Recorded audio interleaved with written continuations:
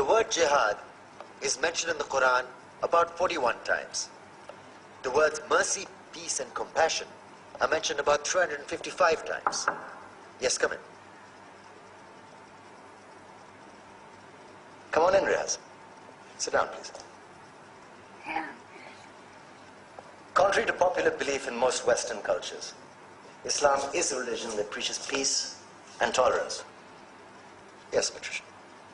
If Islam truly is a religion that preaches peace, then how come the world's most troubled spots, the West Bank, Afghanistan, Pakistan, Iraq, they're all plagued with Islamic terrorism? Well, that depends on your definition of terrorism. Some might argue that the U.S. invasions of countries like Iraq and Afghanistan are also acts of terrorism. No, those were acts of war to get rid of despotic regimes. Or a means of getting at a country's oil.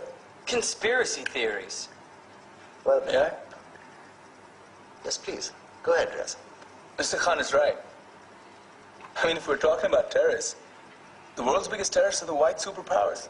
Come on now. No, really, stop and think about it. Explain 9/11. Okay. Do you know how many people died in the Twin Towers strike? Around 3,000. And do you have any idea how many people died in the bombing of Afghanistan? Take a wild guess. More than 15,000 people died.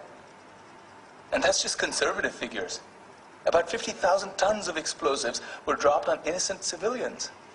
Men, women, children. Yeah, but that was because of the Taliban. Now that you brought it up, did you know that the Taliban was a creation of the CIA to fight the Russians? Whatever. They were still harboring terrorists. Yeah, right. Terrorists that were never found. Just like the weapons of mass destruction that were never found in Iraq. Do you want to get into the death toll in Iraq? 500,000 civilians and counting. And what do Britain and America say when they don't find these weapons? It's simple. They just say sorry. And still refuse to relinquish control of these countries. What are you trying to say? What I'm trying to say is that just because you're American, wear a fancy suit, and call yourself the president, doesn't make you any less of a terrorist.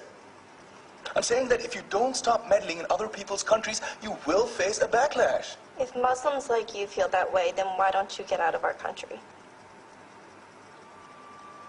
We will. As soon as you promise to leave ours.